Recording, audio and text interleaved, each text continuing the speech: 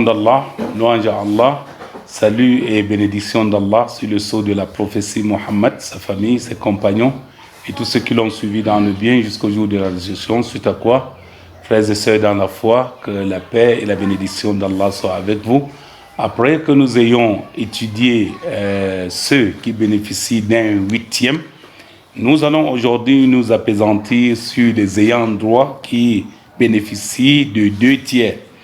Ces ayants droit, d'ailleurs, sont mentionnés dans 2 endroits du Noble Coran et ils sont au nombre de 4. D'abord, nous mentionnons ici le groupe des filles, le groupe des sœurs de même père, même mère, bien de même père seulement, ou bien des filles du fils, ainsi de suite, dont nous aurons d'ailleurs l'occasion de prendre chaque groupe pour pouvoir décortiquer les conditions à travers lesquelles ils peuvent bénéficier de 2/3.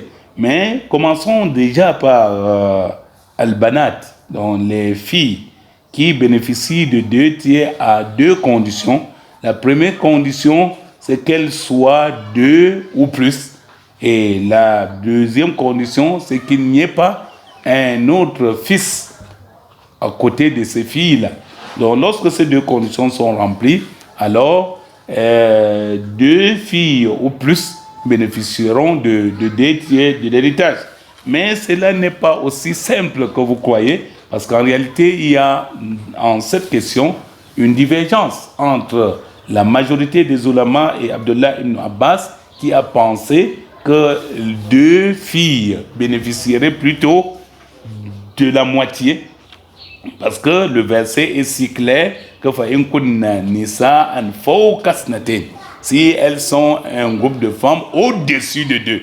Alors, mafhoum, donc la compréhension contraire de fawq ici veut dire que si ils sont moins que cela, ils bénéficieront plutôt de demi. Alors que Jumhur ulama ont assez de références du Noble Coran. D'ailleurs, certains des ulama pensent qu'il y a l'unanimité, le consensus, et vous savez, quand il y a consensus sur une question, on n'a plus droit d'aller contre le consensus, bien que Al-Qurtubi a mentionné qu'on ne peut pas parler de consensus ici tant que Abdullah ibn Abbas a une position sur la question. Toutefois, il y a une analogie qiyas, donc le fait d'aller donc comparer les 2 filles aux 2 sœurs. Si 2 sœurs, le verset mentionne que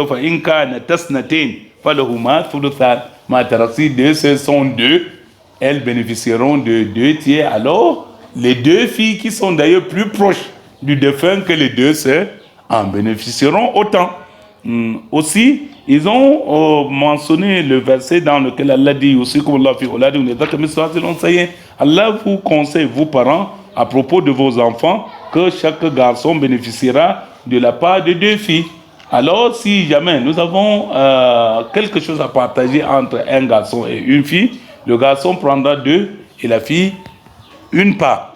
Alors, si la part de la fille ici représentant 1/3 de l'ensemble, alors si une autre fille vient s'ajouter à cette fille, avec ces 1/3 également, on aura 1/3 plus 1/3 qui sera égal à 2/3.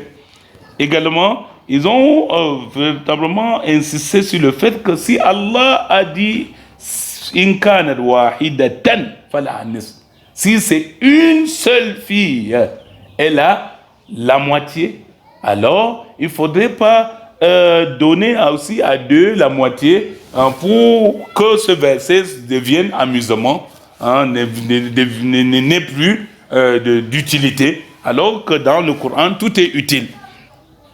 Aussi, ce qui vient trancher d'ailleurs cette question, c'est la cause même de la révélation du verset, sujet de divergence,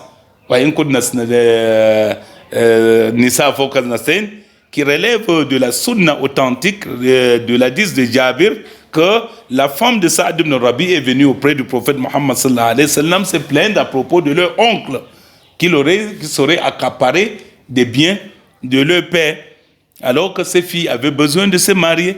Le prophète sallallahu alayhi wa sallam lui a demandé d'attendre jusqu'à ce qu'elle reçoive la révélation, et après quelque temps, il a appelé la femme de Saad ainsi que leur oncle lui demandant de donner aux 2 filles de Saad 2 tiers et à leur mère qui est la femme de Saad 1/8 et de prendre le reste. Alors ici, c'est un nas fi mahall al-khilaf, c'est-à-dire ceci vient de trancher la divergence qui aurait existé sur la question pour dire que même si on se suffit à ces différentes références, on peut conclure que 2 filles bénéficient de 2 tiers, autant que 3 filles en allant, alors que lorsqu'il s'agit plutôt d'une seule fille, elle bénéficie plutôt de 1/2.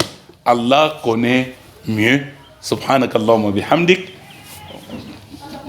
Astaghfiruka wa atubu ilayk. Assalamu alaikum wa rahmatullahi wa barakatuh.